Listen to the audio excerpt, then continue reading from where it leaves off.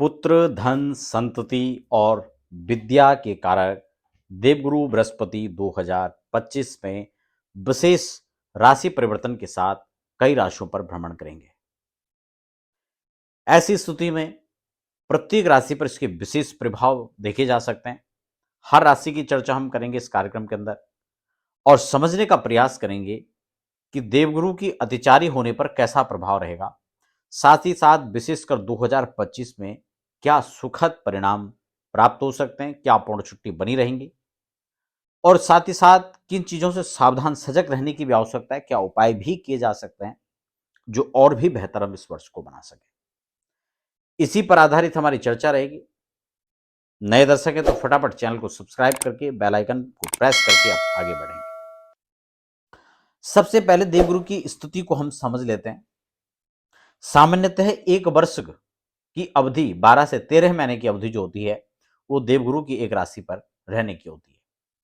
यानी उनको जो निश्चित समय है वो लगभग इतना होता है और जब भी वो इस अवधि से हट करके अपने स्थान को बदलते हैं तो जैसे कि यहां पर देखा जा रहा है, यहां पर विशेष राहु केतु भी इस बार परिवर्तन होंगे मई के अंदर और बृहस्पति भी मई के अंदर परिवर्तन होने वाले हैं। तो यानी मई का महीना कई रूप में यहां पर खास देखा जा सकता है। अगर हम देखें तो देवगुरु बृहस्पति जो हैं यहां पर 14 मई को परिवर्तन हो रहे हैं और शाम को 10:33 का जो समय है वो देवगुरु की राशि परिवर्तन का समय रहेगा और उसके बाद फिर 18 तारीख को यह फिर राशि परिवर्तन करेंगे। अभी वृषभ पर हैं, 14 मई को मिथुन में चले जाएंगे और 18 अक्टूबर को फिर ये कर्क राशि पर चले जाएंगे। आप समझ रहे हैं कितनी तेजी के साथ आगे बढ़ रहे हैं। और फिर वहीं देखेंगे तो नवंबर में वक्री हो जाएंगे। 5 दिसंबर को ये फिर उसी स्थिति में ये मिथुन राशि पर चले जा रहे हैं और 11 मार्च को फिर ये मार्गी हो जा रहे 2026 में। स्थिति और आगे हम उस पर अलग से चर्चा करेंगे, लेकिन फिलहाल हम इसी माहौल को समझने का प्रयास करें। तो 12 राशियों पर क्या प्रभाव रहेगा, हम इस राशिफल को आपके चंद्र राशि के आधार पर चर्चा करेंगे। और चंद्र राशि आप समझते हैं, आपकी जन्म कुंडली के अंदर जिस भाव के अंदर चंद्रमा होता है उसको चंद्र राशि कहा जाता है। अगर आपको चंद्र राशि की जानकारी नहीं है तो आप अपने बोलते में नाम राशि का आधार भी इस राशिफल को समझने के लिए ले सकते हैं। अविलंब बिना समय गंवाए हम प्रत्येक राशि के हिसाब से चर्चा करेंगे और इस चर्चा में पहली राशि क्रम में हम लोग मेष राशि को लेंगे। मेष राशि को अगर हम देखें तो मित्रों, मेष राशि के हिसाब से आपकी जन्म कुंडली में आपके राशि से तीसरे भाव पर देवगुरु का गोचर काल रहेगा। किस दिन से? 14 मई से। आपके धन कुटुंब परिवार के भाव से यह बृहस्पति परिवर्तित करके आपके परिश्रम मेहनत के भाव पर जा रहे हैं, आपकी भ्रातृभाव पर जा रहे हैं। और बहुत अच्छी बात, अगर हम वहां से इनकी दृष्टि की बात करें तो इनके अपने ही घर पर इनकी दृष्टि होगी, भाग्य भाव पर, क्योंकि 2, 3, 4, 5 पांचवी दृष्टि सप्तम भाव पर होगी और सप्तम दृष्टि इनके नवम भाव पर होगी, जबकि नवीं दृष्टि इनके एकादश भाव पर पड़ने वाली है। आप समझ रहे हैं? और बहुत अच्छी बात कि उनमें से भाग्य भाव, नवा भाव, इनकी अपनी राशि वहां पर विद्यमान है। यानी गोचर की इस कुंडली को आपकी राशि के हिसाब से देखें, आपकी राशि की कुंडली को देखें तो आपका भाग्येश बृहस्पति अपने ही भाग्य भाव को देख रहा है। यानी मेष राशि के लिए तो इतना कहा जा सकता है कि भाग्य कहीं ना कहीं आपकी प्रतीक्षा कर रहा है। आप इस बार कुछ विशेष करेंगे, अपनी लगन, मेहनत, अपनी निष्ठा के साथ आप जिस भी कार्य में हैं, जिस भी फील्ड में हैं, आप वहां पर तरक्की की राह। और इसमें आपका पुरुषार्थ, क्योंकि पुरुषार्थ भाव पर ही, आपके परिश्रम के भाव पर, आपके भ्रातृभाव पर, इष्ट मित्रों के भाव पर बृहस्पति हैं और वहां से दृष्टिगोचर आपके सप्तम, नवम, एकादश और आपका जो पंचम दृष्टि जहां पड़ने वाली है आपके नव पंच सप्तम भाव पर, वो तो आपके पार्टनरशिप का भाव है।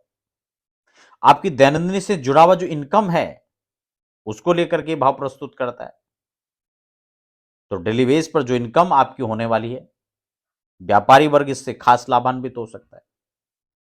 शेयर लॉटरी के पक्ष में जो लोग लगातार काम करते हैं उनके लिए ये भाव महत्वपूर्ण हो सकता है। और कहीं ना कहीं अपने सगे संबंधी इष्ट मित्रगण, उनसे जो आपको अपेक्षाएं हैं वो अपेक्षाएं भी यहां पर पूर्ण होने की स्थिति में है। वृषभ राशि के लिए 2025 में गुरु परिवर्तन का क्या फलाफल रहेगा?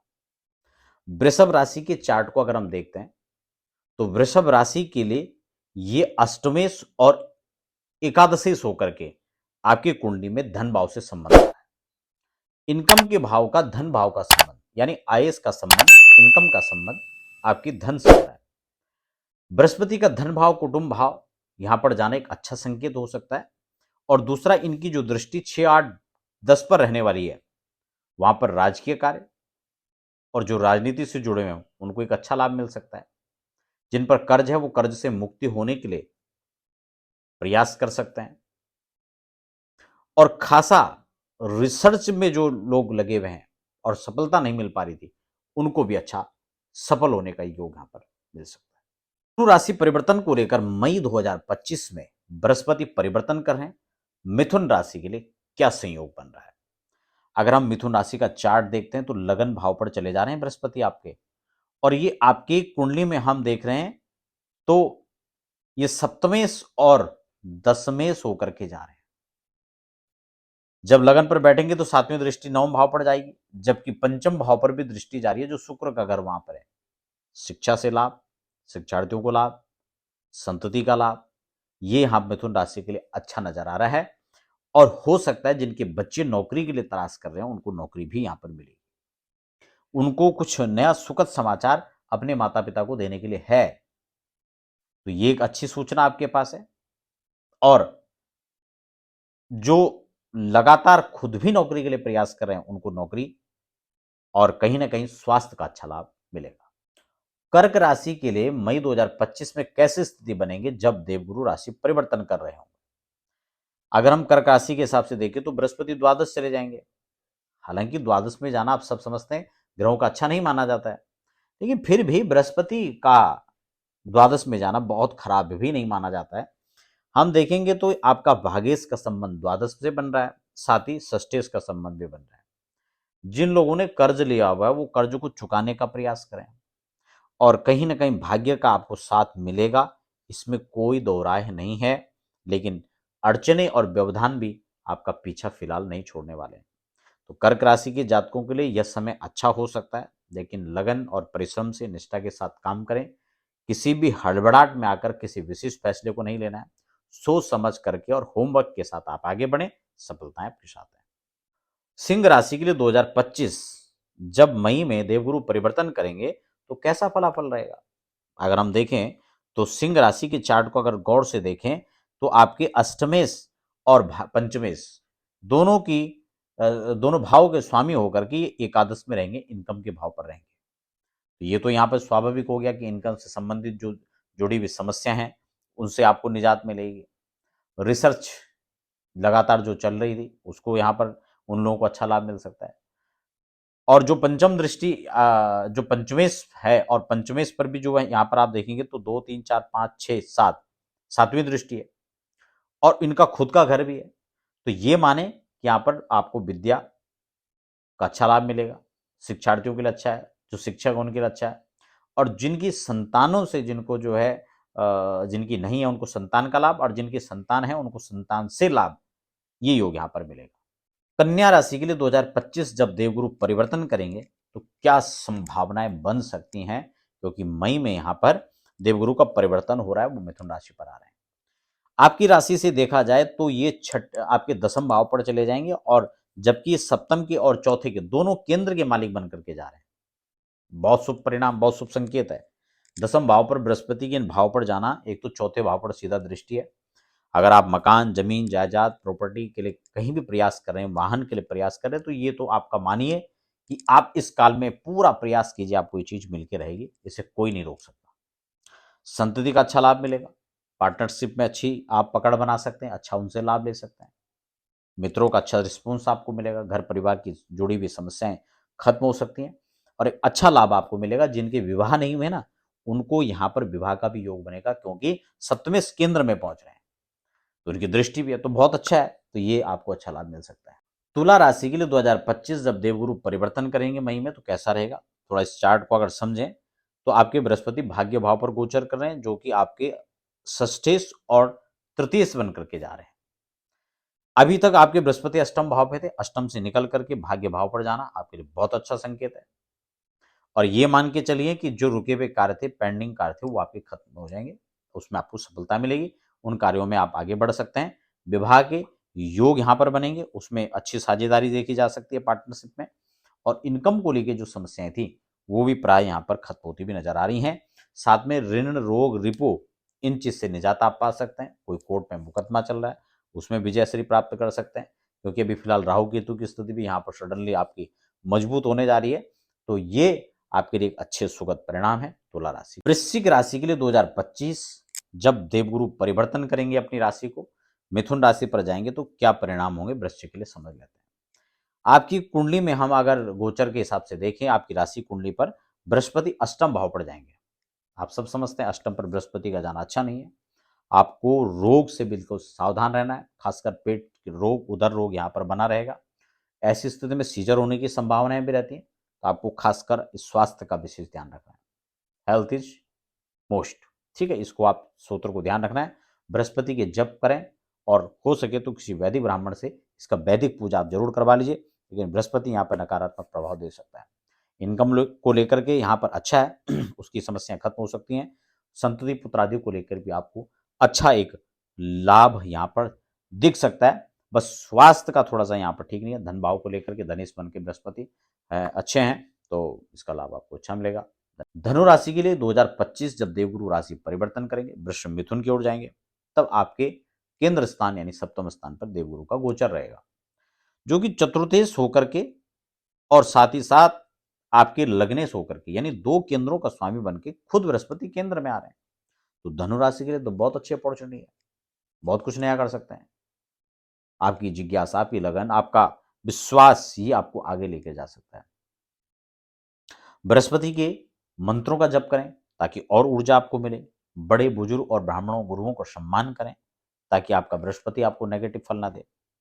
और साथ ही साथ केंद्र में बृहस्पति भी देवगुरु की राशि पर ही विराजित होंगे, तो ये भी आपके लिए अच्छा है। तो कुल मिलाकर आप देख सकते हैं कि धनु राशि के लिए अच्छा परिणाम है। मकर राशि 2025 जब देवगुरु राशि परिवर्तन कर रहे होंगे, तो आपके लिए क्या शुभाशुभ परिणाम हो सकते हैं। अगर देखिए मकर राशि की कुंडली को देखें तो बृहस्पति छठे भाव पर गोचर कर रहे हैं, जो कि खर्च भाव और पराक्रम भाव इन दोनों के स्वामी बन करके। अगर मकर राशि के लिए देखा जाए तो ऑल ओवर कोई बहुत विशेष इसको नहीं कहा जा सकता है, लेकिन फिर भी खर्चों में बाहुलता जहां देखी जाएंगी और इनकम के भी अच्छे साधन आपके लिए बनते हुए नजर आएंगे। और इनकी जो दृष्टि यहाँ पर अगर आपकी मकर राशि की देखें तो छठे भाव पर इनका गोचर है, दसम और द्वादश और द्वितीय भाव पर इनकी दृष्टि भी रहेगी। तो यहां पर धन भाव पर इसकी दृष्टि का मतलब है कि आपके कुटुंब से संबंधित जो चीजें हैं, वहां पर कोई विवाद है या प्रॉपर्टी से संबंध जुड़ी हुई समस्याएं, तो वो आपके पक्ष में आ सकती हैं। घर परिवार का साथ सहयोग बना रहे। कुंभ राशि के लिए हम कैसे देखेंगे जब देवगुरु परिवर्तन करेंगे 2025 में राहु राशि को, और मई के बाद ये कैसा संयोग यहां पर रहेगा। अगर हम कुंभ राशि की स्थिति देखें तो गोचर में उनकी राशि से बृहस्पति आपके पंचम भाव पर चले जाएंगे, जबकि पहले वो छठे पर थे, आपके सॉरी द्वितीय आपके चौथे भाव पर थे। तो जब ये पंचम भाव पर जाएंगे तो इनकी दृष्टि स्वाभाविक रूप से आपके भाग्य, इनकम और लगन, यानी ये सभी चीजें प्रभावित होंगी। स्वास्थ्य से संबंधित समस्याएं थी तो उनसे निजात पाया जा सकता है।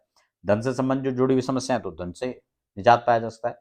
और भाग्य खासकर आपके साथ खड़ा है, और भाग्य की प्रबलता एक विशेष है। भाग्य आपके साथ है तो आप कई सारी चीजों में सहज ही आप उस चीज से आगे निकल सकते हैं। तो ये सामान्य रूप से आपके लिए काफी बेहतर साबित हो सकता है। देवगुरु के मंत्र जप को आपको करना चाहिए और देवगुरु की विशेष वैदिक पूजा से आप और भी विशेष इसको बना सकते हैं। धन्यवाद। मीन राशि के लिए कैसा संयोग रहेगा जब देवगुरु बृहस्पति मई 2025 में राशि परिवर्तन कर रहे हैं? आपकी राशि से देखा जाए तो केंद्र में बृहस्पति आ रहे हैं और साथ ही साथ केंद्र में आने का एक विशेष और भी आप देख लीजिए कि 2 केंद्रों के स्वामी बन करके आ रहे हैं, नव आपके दशम और लगन। इन मीन राशि के लिए दोनों का स्वामी बन करके आ रहे हैं। खुद लगन में शनिदेव होंगे बैठे हुए, ठीक है। राहु भी अगर हम देखें तो द्वादश में चले जाएंगे। मीन राशि के लिए अच्छी अपॉर्चुनिटी देखी जा सकती है। आपकी इनकम, कारोबार, इन सब चीजों में आप वृद्धि को प्राप्त कर सकते हैं। हालांकि 7.5 का दौर भी है कुंडली में, अगर शनि ज्यादा अच्छे नहीं है या देवगुरु की अच्छी स्थिति नहीं है तो थोड़ी मध्यम फलदायी हो सकता है। लेकिन अगर इनकी स्थिति अच्छी है तो ये बहुत बेहतर परिणाम आपको देंगे। आप शत्रुओं पर विजय प्राप्त कर सकते हैं, धन की अच्छी संभावनाएं यहाँ पर बनी रह सकती हैं और इनकम के लिए अनेक मार्ग आपके लिए बनेंगे। यानी 2025 का यह गोचर आपके लिए अच्छा रहेगा।